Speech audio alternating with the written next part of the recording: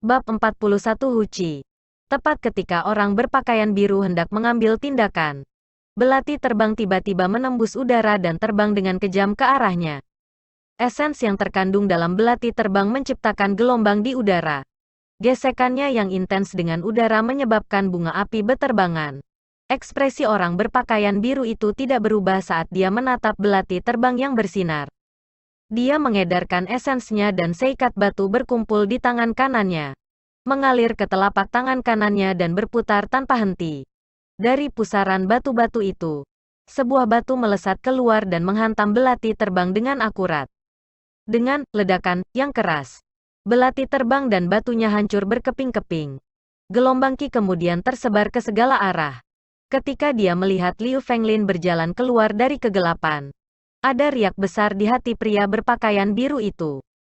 Sejak kapan Mohe City memiliki Sein marsial lainnya? Mungkinkah laporan klan salah? Meskipun demikian, hanya butuh beberapa saat singkat untuk menenangkan hatinya. Dia telah menemukan bahwa orang tua di depannya hanya seorang marsial Sein kelas rendah. Sebaliknya, pria berbaju biru itu sudah lama menjadi Sein marsial grade medial. Di dunia kultivasi marsial Sein, bahkan perbedaan antara kelas akan menghasilkan perbedaan besar dalam kekuatan. Kecuali kelas bawah memiliki senjata roh atau teknik bela diri yang lebih baik, kekalahannya hanya masalah waktu. Bolehkah aku bertanya siapa kamu? Apakah Anda memiliki desain pada Six Style Spirit Fox ini juga? Apakah Anda tidak menyadari konsep first come first serve? Setelah menentukan ranah kultivasi Liu Fenglin, nada bicara pria berpakaian biru menjadi agak tumpul. Liu Fenglin tersenyum dingin ketika berkata dengan acuh tak acuh, pertama datang, pertama dilayani. Saya hanya sadar bahwa konsep pemenang mengambil semua. Saya belum pernah mendengar konsep tentang urutan kedatangan. Liu Fenglin ini hanya berhasil mencapai ranah Sein marsial ketika dia berusia lebih dari 60 tahun. Bakatnya hanya bisa disebut rata-rata. Dia sudah tahu sejak lama bahwa dia tidak akan bisa maju di bidang kultivasinya lebih jauh. Jika dia ingin meningkatkan kekuatannya lebih jauh, dia hanya bisa mencoba untuk mencoba-coba dengan metode lain. Rubah roh 6 ekor ini adalah kesempatan bagus untuknya. Jika dia berhasil menaklukkan dan menjinakkannya, itu akan segera berubah menjadi dukungan kuat untuk dirinya sendiri. Selanjutnya, berdasarkan statusnya di klan Xiao, mereka pasti akan memaksa Xiao Chen untuk menyerahkan Spirit Blood Jade setelah menimbang pro dan kontra. Terlepas dari apakah dia mau atau tidak, klan Xiao tidak akan menyinggung seorang martial Sein karena murid martial kelas rendah yang tidak signifikan. Ekspresi orang berpakaian biru itu berubah dingin dan matanya berkilau ketika dia tersenyum dingin. Untuk kelas martial Sein inferior yang tidak signifikan, Anda memiliki nafsu makan yang cukup besar. Liu Fenglin tersenyum dengan acuh tak acuh dan dengan santai menunjuk. Lihat ke sana. Orang berpakaian biru melihat ke arah yang ditunjuk Liu Fenglin dan ekspresinya berubah. Tang Feng, yang semula seharusnya berurusan dengan Xiao Chen, saat ini sedang berhadapan dengan serangan 3 martial Grandmaster Xiao Clan. Adapun Xiao Chen, dia telah berdiri di samping, dengan tenang menyaksikan pertempuran terjadi. Dengan 3 martial Grandmaster, sama sekali tidak ada peluang terjadi kecelakaan. Kekalahan Tang Feng hanya masalah waktu. Setelah mereka bertiga menghabisi Tang Feng dan bergabung dengan Liu Fenglin, pria berpakaian biru itu tidak akan diuntungkan bahkan dengan kultivasinya sebagai Sein martial grade medial. Orang berpakaian biru itu menganalisis situasinya dengan cepat. Setelah beberapa saat, dia membuat keputusan di dalam hatinya. Dia berteriak eksplosif dan menginjak kakinya di tanah. Aliran batu muncul di bawah kakinya. Batu-batu di bawah kakinya mulai berputar dengan cepat, bergerak seperti makhluk hidup saat melilit kedua kakinya. Kecepatan orang berpakaian biru tiba-tiba mengalami peningkatan yang eksplosif. Dalam sekejap, dia tiba di depan Liu Fenglin dan dengan kejam menendangnya. Ledakan, ledakan, ledakan. Pada saat ini, ada 3 suara meledak datang dari belakang pria berpakaian biru. 3 naga bumi meletus dari tanah dan meraung dengan marah. Mereka menuju ke Liu Fenglin, menghalangi semua jalannya untuk melarikan diri. Ekspresi Liu Fenglin sepertinya tidak panik. Dia sudah mengharapkan orang ini untuk tidak menyerah dengan mudah. Dia segera menjaga dirinya dari serangan mendadak ini. Mengulurkan telapak tangan, Liu Fenglin memblokir tendangan pria berpakaian biru. Memanfaatkan kekuatan tendangan itu, ia dengan cepat melompat mundur dan belati terbang yang tak terhitung muncul di sekitar tubuhnya. Dengan cepat berputar di sekelilingnya. Tarian seribu belati. Belati terbang berputar membawa kekuatan besar di belakang mereka dan mereka menciptakan suara siulan saat mereka berputar. Kekuatan ini membentuk tornado setinggi puluhan meter dan bentrok dengan 3 naga bumi. Belati terbang berputar di udara menyebabkan banyak luka pada tubuh-tubuh abu-abu naga bumi. Pada saat ini, mereka berdua berada di jalan buntu. 3 naga bumi tanpa henti berusaha melingkari tornado, sesekali menabraknya dengan keras. Namun, belati terbang yang tak terhitung jumlahnya akan terus menguras energi naga bumi. Tornado yang tiba-tiba muncul mengelilingi naga bumi dan menyebabkan angin kencang. Aliran angin berhembus ke segala arah. Di sekitar 2 martial signs, ada angin kencang yang menyebabkan pasir dan batu beterbangan. Penatua pertama memimpin 2 master bela diri lainnya untuk berurusan dengan Tang Feng. Pertempuran ini sangat santai bagi mereka. Namun, bagi mereka untuk benar-benar mengalahkan Tang Feng masih membutuhkan waktu. Lagi pula, mereka semua martial grandmaster. Jika mereka mempertaruhkan segalanya untuk pertempuran, itu tidak akan mudah untuk berurusan dengan mereka. Mereka melirik ke arah pertempuran Liu Fenglin dan pria berbaju biru. Mereka tidak bisa tidak merasa khawatir. Mereka berdua tampak seimbang. Sulit untuk mengatakan siapa yang akan menang. Bab 41a. Namun, orang yang tanggap akan dapat mengatakan bahwa Liu Fenglin sedikit lebih rendah. Setelah Liu Fenglin dikalahkan, mereka bertiga tidak akan cocok untuk orang yang berpakaian biru. Tang Feng jelas mengerti ini. Itulah sebabnya dia melakukan semua yang dia bisa dan memperluas esensnya. Mengeksekusi semua jenis teknik bela diri. Semua usahanya adalah untuk menunda mereka bertiga. Ketika pria berpakaian biru muncul sebagai pemenang, maka dia akan memiliki kesempatan untuk bertahan hidup. Pertempuran saat ini telah memasuki situasi yang aneh. Pihak manapun yang bisa menyelesaikan pertempuran mereka terlebih dahulu, pihak lain akhirnya akan kalah. Di bawah situasi keseimbangan yang berbahaya ini, semua orang lupa tentang Xiao Chen, yang diam-diam berdiri di samping. Alasannya sederhana. Tidak ada yang percaya bahwa murid bela diri kelas rendah inferior memiliki kemampuan untuk memasuki pertempuran antara martial grandmaster dan martial science. Namun, apakah situasinya benar-benar demikian? Melihat Tang Feng bertahan dengan getir, sudut mulut Xiao Chen meringkuk menjadi senyum dingin. Sens spiritualnya mengunci tubuh Tang Feng saat esens di tubuhnya terus beredar saat dia bersiap untuk mengeksekusi petir turun. Ledakan petir yang telah menghabiskan 5% dari esens Xiao Chen jatuh dari langit. Petir yang menakutkan menyebabkan langit malam yang gelap menyala seolah-olah hari itu siang. Pada saat itu kilat menyambar. Ekspresi semua orang tercengang. Tang Feng, yang berada dalam pertempuran pahit, tidak menyadari kilat yang tiba-tiba muncul. Cahaya yang kuat itu memudar dan langit malam yang gelap kembali normal. Sambaran petir yang muncul kemudian menghilang dalam sekejap memberi semua orang perasaan halus. Namun, tubuh Tang Feng hangus dan merokok, membuktikan bahwa sambaran petir itu nyata. Lakukan. Penatua pertama, Xiao Qiang, mengambil inisiatif dan bereaksi terhadap perubahan situasi yang tak terduga ini. Dia menghancurkan telapak tangan ke arah tubuh Tang Feng saat 2 pria lainnya dengan cepat bergerak. Mereka berdua memukul 2 pukulan kuat ke tubuh Tang Feng. Xiao Qiang menoleh untuk melihat Xiao Chen yang tenang. Ada tatapan bingung di matanya tapi dia segera mengalihkan pandangannya. Pergilah, situasi pertempuran dengan cepat berubah menguntungkan mereka dengan bantuan Xiao Chen. Liu Fenglin memimpin 3 martial grandmaster di sekitarnya dan menyerang pria berpakaian biru. Pria berbaju biru itu memandangi mayat Tang Feng dengan penuh kebencian. Merasakan ketidakpuasan di hatinya. Pada saat ini, tidak ada lagi harapan baginya untuk menang. Pria berbaju biru itu adalah orang yang tegas. Setelah memblokir serangan 4 orang, ia segera berbalik dan melarikan diri. Liu Fenglin menatap rubah roh berekor 6 yang tidak sadar di tanah. Lalu memandang Xiao Chen, yang tidak jauh dari sana. Dia menghadapi penatua pertama dan berkata, Kita harus mengejarnya. Dia saat ini tidak terluka dan bisa menyelinap menyerang kita kapan saja. Bab 41b Kekhawatiran Liu Fenglin valid. Serangan menyelinap dari medial martial Saint Grade bisa langsung menyebabkan 3 martial Grandmaster kehilangan kemampuan pertempuran mereka. Sekarang setelah mereka sampai pada titik ini, Liu Fenglin tidak berani ceroboh. Setelah semua, tubuh rubah roh 6 ekor sangat humongous. Tidak ada kemungkinan Xiao Chen memindahkannya. Membunuh itu bahkan akan lebih mustahil baginya. Selain itu, dia adalah satu-satunya orang di sini. Bahkan jika rubah roh berekor 6 mati oleh suatu mukjizat, itu jelas akan dilakukan oleh tangan Xiao Chen karena dia adalah satu-satunya orang yang mungkin bisa melakukannya.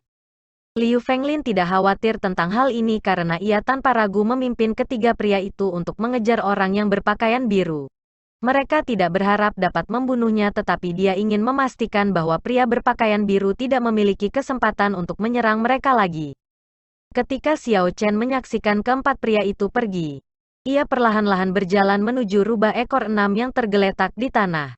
Sebelum Liu Fenglin pergi, tatapannya jelas penuh ancaman dan ancaman. Memikirkan sikap Liu Fenglin sebelumnya, Xiao Chen merasa marah di dalam hatinya. Mengangkat dengan lembut. Dia mendengus. Hanya orang marsial kelas rendah yang tidak bisa maju lebih jauh. Dia hanya penahbisan khusus dari klan Xiaoku. Tetapi dia bahkan tidak menempatkanku di matanya. Saat dia membuka mulutnya, dia segera menuntut roh darah giok. Karena kau mengancamku seperti itu, aku akan ikut denganmu. Mengarahkan pandangannya ke tubuh rubah ekor 6 ekor. Xiao Chen melihat luka menganga. Ada beberapa luka mengerikan di sana. Bahkan sampai ke titik di mana tulang-tulangnya dapat dilihat di beberapa tempat. Ini harus menjadi momen di mana itu adalah yang terlemah. Ketika bertarung dengan pria berpakaian biru, itu pasti terluka. Setelah itu mengamuk. Ia menarik kembali kekuatan hidupnya, menyebabkan luka-lukanya memburuk. Roh binatang peringkat 6. Setara dengan Raja Bela Diri kelas rendah. Sebenarnya dalam kondisi seperti itu, Xiao Chen merasa itu menyedihkan. Sekalipun itu binatang, perasaan yang dimiliki seorang ibu terhadap anak mereka benar-benar tulus dan murni. Memikirkan lelaki kecil yang cantik di Spirit Blood Jade. Jika bukan karena hal kecil ini, Raja Mutlak Gunung 7 Tanduk ini tidak akan mengamuk seperti itu. Xiao Chen membuat perkiraan ukuran rubah roh berekor 6. Setelah melakukan pengukuran, ia mengarahkan cincin semesta ke rubah roh berekor 6 di tanah dan dengan suara, "Sou," rubah roh berekor 6 disimpan di cincin semesta. Cincin spasial dunia ini tidak dapat mengandung makhluk hidup apapun. Namun, cincin semesta berbeda. Jika Spirit Beast mau atau tidak sadar, selama itu bisa masuk ke dalamnya, tidak akan ada masalah. Liu Fenglin, yang telah pergi, tidak berharap bahwa Xiao Chen akan mampu membawa Sixtile Spirit Fox menggunakan cincin alam semesta dunia lain. Atau yang lain. Bahkan jika dia dipukuli sampai mati, dia tidak akan membiarkan Xiao Chen tinggal di sana saat dia pergi. Xiao Chen menggunakan sense spiritualnya untuk menyelidiki lingkungannya. Dia dengan cepat menemukan bahwa Beast Spirit mengamuk telah tersebar. Ini harus dikaitkan dengan fakta bahwa rubah ekor 6 ekor pingsan. Setelah ia menentukan arah kemana Liu Fenglin dan yang lainnya pergi, Xiao Chen menarik sense spiritualnya. Dia menelan pil pengembalian Qi dan menuju ke arah yang berlawanan. Terus-menerus mengeksekusi Lightning Evasion. Setelah sekitar 10 guntur, Xiao Chen sudah 1000 meter jauhnya. Gunung Seven Horn hanya setinggi sekitar 3000 meter. Xiao Chen berhenti di bagian tengah gunung.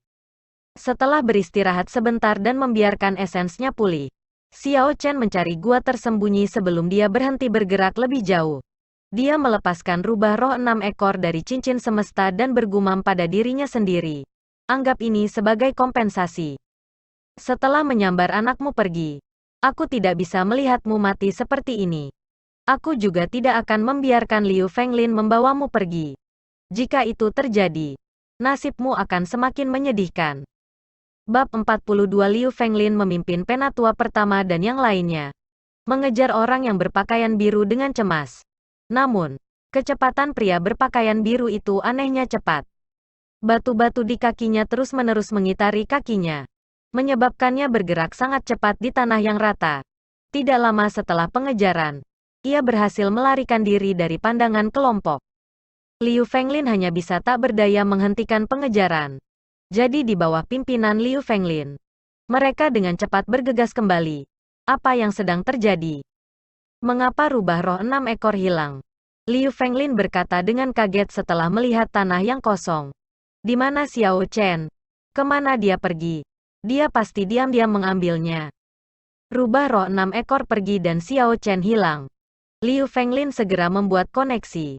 Mungkinkah Xiao Chen telah mengambil rubah roh 6 ekor? Namun, itu tidak masuk akal baginya. Rubah roh 6 ekor tingginya 10 meter. Xiao Chen hanyalah murid bela diri kelas rendah. Tidak mungkin baginya untuk mengambilnya tanpa meninggalkan jejak. Mendengar kata-kata Liu Fenglin, Xiao Qiang merasa bahwa itu membawa nada celaan yang jelas. Kemarahan muncul di mata Xiao Qiang. Liu Fenglin ini terlalu merendahkan. Tidak peduli apa. Xiao Chen masih putra kepala klan.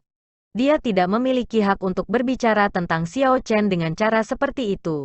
Mengontrol emosinya. Penatua pertama dengan hati-hati mengamati sekelilingnya. Dia menemukan bahwa tidak ada jejak rubah roh berekor 6 yang dipindahkan. Seolah-olah rubah roh 6 ekor telah menghilang ke udara. Setelah bergumam pada dirinya sendiri untuk sementara waktu, Xiao Qiang berkata, Penatua Liu, dari apa yang bisa saya katakan? Cara rubah roh 6 ekor menghilang terlalu aneh. Masih terlalu dini untuk menentukan bahwa Xiao Chen membawanya pergi. Dua martial grandmaster lainnya mengamati lingkungan mereka juga dan juga merasa aneh. Situasi ini sepertinya terlalu mustahil. Salah satu dari mereka berkata, mungkinkah rubah ekor 6 ekor ini pulih dari cedera dan kemudian membawa Xiao Chen pergi? Sungguh konyol. Rubah roh 6 ekor itu sudah terluka parah sebelumnya. Setelah itu, ia mengamuk, menghabiskan sejumlah besar tenaga hidupnya. Bagaimana itu bisa pulih begitu cepat? Liu Fenglin balas dengan keras dengan suara keras. Xiao Qiang memegang tangannya di belakang punggung dan dengan hati-hati memeriksa sekeliling sekali lagi. Namun, dia tidak berhasil melihat petunjuk lagi. Sepertinya hanya Xiao Chen yang tahu alasan menghilangnya rubah ekor 6 roh. Setelah berpikir sebentar, Xiao Qiang menjawab, yang paling penting sekarang adalah menemukan Xiao Chen. Terlepas dari situasinya, dia adalah putra kepala klan. Jika sesuatu terjadi padanya, kami tidak akan dapat bertanggung jawab untuk itu. Sekarang setelah spirit bis gempar sudah berhenti, saya telah memutuskan bahwa kami akan segera menyegel gunung. Tidak perlu menunggu sampai besok. Jika kita bertemu dengan anggota klan Tang, bunuh mereka di tempat. Sehubungan dengan pengaturan ini, Liu Fenglin tidak memiliki pendapat. Dia juga tidak memiliki ide tentang bagaimana rubah ekor 6 ekor menghilang. Dia hanya bisa mencari Xiao Chen dulu dan kemudian memutuskan apa yang harus dilakukan sejak saat itu.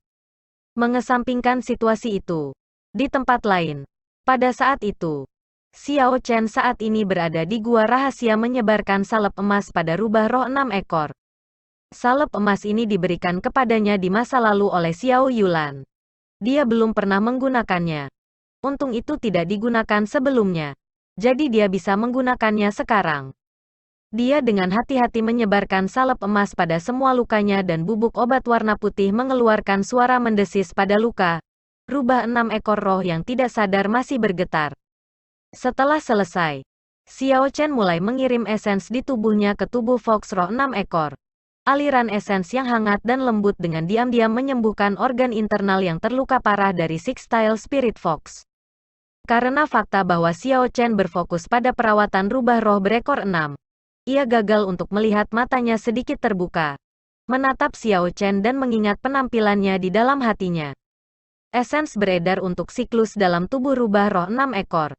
Xiao Chen menemukan bahwa meridian dari binatang buah spiritual ini sangat cocok untuk metode budidaya binatang iblis dalam kompendium budidaya. Menurut kompendium kultivasi, makhluk apapun yang memiliki kerohanian dapat mengolahnya. Di legenda Tiongkok kuno, ada banyak setan yang cukup terkenal. Setelah ragu-ragu sebentar, Xiao Chen memutuskan untuk mengajar Spirit Fox transformasi 9 surgawi yang misterius yang direkam dalam kompendium kultivasi.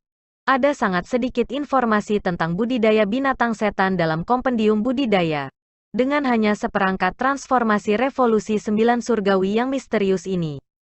Bab 42a mengikuti metode sirkulasi transformasi revolusi 9 surgawi yang misterius. Xiao Chen mengendalikan esensnya dan membuatnya beredar di dalam tubuh rubah roh berekor 6. Setelah 1 jam, aliran esens ini telah mengalami satu siklus metode sirkulasi. Dengan cara ini, ia akan meninggalkan jejak metode sirkulasi ini di Sixtile Spirit Fox. Setelah bangun, ia bisa mengikuti jalur itu dan berkultivasi sendiri. Anggap ini sebagai kompensasi Anda. Xiao Chen berpikir dan menarik esensnya. Transformasi 9 surgawi yang misterius ini sebenarnya adalah metode kultivasi misterius yang ditinggalkan oleh dunia iblis legendaris. Kamu orang bodoh, masih belum pergi. Rubah akan bangun. Tiba-tiba sebuah suara jernih muncul di gua yang kosong itu. Xiao Chen, yang tenggelam dalam pikirannya, terkejut. Dia segera memperluas sense spiritualnya dan mencari ke segala arah. Namun, selain dari dirinya sendiri dan rubah roh 6 ekor, yang tidak sadar, tidak ada orang lain. Bahkan ketika memfokuskan sense spiritualnya menjadi balok, tidak ada orang lain dalam jarak 1000 meter darinya. Halusinasi, tampaknya tidak seperti itu. Xiao Chen bingung. Kamu orang bodoh, berhenti mencari. Saya di sini. Gambar seorang gadis yang agak ilusi perlahan melayang keluar dari Universe Ring. Muncul di depan tatapan kaget Xiao Chen. Gadis ini tampaknya tidak lebih dari 14 atau 15 tahun. Dia mengenakan pakaian merah dan terlihat sangat imut. Namun, tubuhnya memiliki perasaan halus untuk itu. Xiao Chen tertegun untuk waktu yang lama sebelum dia bereaksi. Apakah kamu manusia atau hantu? Bagaimana Anda keluar?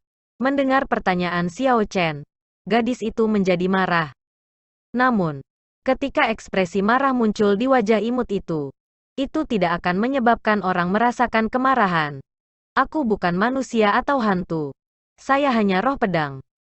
Anda tidak perlu repot-repot, nama saya Au Jiao. Roh pedang, mungkinkah itu pedang patah dari gua Kaisar Guntur? Xiao Chen tiba-tiba teringat bahwa ketika dia meneteskan darahnya ke cincin semesta, dia mendengar suara seorang gadis. Saat itu, dia berpikir bahwa dia sedang membayangkan sesuatu. Xiao Chen adalah tentang mengajukan pertanyaan padanya ketika bayi Spirit Fox tiba-tiba keluar dari Spirit Blood Jade dan berlari ke Fox Spirit ekor 6 yang tidak sadar. Dia kaget dan akan mencoba menangkapnya. Jangan mengejarnya. Orang ini sudah menandatangani fakta darah denganmu. Itu tidak akan lari, kata Au Jiao setelah dia melihat Xiao Chen bersiap untuk mengejarnya. Setelah selesai mengatakannya, dia terbang keluar dari gua. Meskipun kepala Xiao Chen penuh dengan pemikiran tentang Spirit Fox muda, dia juga memiliki banyak pertanyaan untuk gadis ini yang muncul dari cincin semesta. Jadi, dia tidak punya pilihan lain selain mengikutinya. Di luar gua, gadis itu bernama Au Jiao, bukan seorang gadis tepatnya. Roh pedang, memiliki ekspresi serius di wajahnya. Dia mengangkat kepalanya untuk melihat langit yang berbintang. Seolah-olah ada sesuatu yang dia inginkan dari sana. Xiao Chen mengatur pikirannya dan berhasil keluar dengan pertanyaan yang jelas. Siapa kamu sebenarnya? Bagaimana Anda berhubungan dengan saya? Bisakah Anda membantu saya mengerti? Au Jiao, yang melayang di udara memandangi bintang-bintang, menoleh. Dia tidak menjawab pertanyaan Xiao Chen. Sebaliknya, dia memandang Xiao Chen dari atas ke bawah. Seolah-olah dia menentukan kualitas sesuatu di sebuah toko. Matanya tampak tidak puas. Xiao Chen, di pihak penerima, merasa sangat tidak nyaman di bawah tatapannya dan berkata dengan tidak sabar. Hei, bocah. Berhenti menatapku seperti itu. Jawab pertanyaanku. Dari mana kamu berasal? Au Jiao mengerutkan kening dan mengepalkan tangan kanannya. Melambaikannya. Dia berkata dengan sengit. Siapa yang kamu panggil bocah? Anda master sampah. Jangan mengira saya tidak akan melemparkan Anda ke lautan kerangka untuk memberi makan zombie. Tuan sampah. Ketika Xiao Chen mendengar ini, Dia akhirnya menemukan petunjuk. Orang ini keluar dari cincin semesta. Cincin semestanya dibuat dengan menggunakan pedang yang patah dari Gua Kaisar Guntur dan orang ini sebelumnya telah mengatakan bahwa itu adalah roh pedang. Menurut legenda Tianwu Benua, di setiap senjata ilahi, akan ada roh senjata. Saber akan memiliki roh saber. Pedang akan memiliki roh pedang. Tombak akan memiliki roh tombak. A weapon spirit memiliki kecerdasan yang setara dengan manusia. Namun, mereka masing-masing memiliki kepribadian masing-masing. Ketika senjata ilahi memiliki roh senjata, dapat dikatakan bahwa itu mencapai kerohanian sejati dan kekuatannya dalam pertempuran akan menjadi lebih besar. Sepertinya pedang patah di Gua Guntur Kaisar adalah senjata ilahi. Itu dibagi menjadi dua bagian tetapi karena beberapa alasan yang tidak diketahui, roh pedang di dalamnya tidak menghilang. Ketika dia memikirkannya seperti ini, sepertinya sangat mungkin. Ketika dia menempa pedang patah itu ke cincin semesta, mengubahnya menjadi harta ruang, dia tanpa sengaja menaklukkan pedang roh ini, menjadi tuannya. Memikirkan hal ini, Xiao Chen tersenyum. Memiliki roh pedang loli untuk seorang pelayan, itu adalah hal yang cukup bagus. Namun, sikap karakter ini sedikit tidak baik. Hei, idiot. Mengapa kamu tertawa tanpa alasan? Apakah Anda mengalami kejang? Aujian menatap Xiao Chen tiba-tiba tertawa terbahak-bahak saat dia berkata dengan bingung. Idiot, penyitaan. Xiao Chen hampir memuntahkan darah ketika dia berkata dengan marah. Aku harus menjadi tuanmu. Bukan? Apakah ini sikap yang kamu perlihatkan kepada tuanmu? Mulut Aujiao meringkuk dengan senyum dingin. Tuan, aku akan memberitahumu. Meskipun saya tidak tahu bagaimana Anda menjadi tuan saya ketika saya tidak sadar. Dengan kekuatan Anda saat ini, Anda bahkan tidak dapat dibandingkan dengan seekor semut. Bisa dibayangkan. Sikap gajah terhadap semut. Itulah logikanya. Semut. Xiao Chen merasa marah. Namun, ketika dia melihat ekspresi Aujian, dia tidak bisa lagi merasa marah. Gadis ini seperti ular berbisa. Dengan wajahnya yang imut. Tidak mungkin marah padanya. Xiao Chen tersenyum getir. Lalu Nona Aujiao, apa tujuanmu keluar? Untuk meremehkan tuan sampah ini. Hanya untuk mengingatkanmu agar cepat keluar. Six-Style Spirit Fox hampir pulih dan bangun. Setelah menyegel bayinya. Jika Anda tidak pergi, hanya kematian yang menunggu Anda. Jika kamu mati, aku akan terluka. Karena itu, cepatlah dan kuatkan. Tuan sampah. Berhentilah membuat roh pedang menjalani kehidupan yang penuh kekhawatiran. Sangat memalukan. Setelah Aujiao mengatakan itu, dia memandang langit berbintang untuk terakhir kalinya sebelum kembali ke cincin semesta. Terlepas dari apa yang dilakukan Xiao Chen, dia tidak keluar lagi.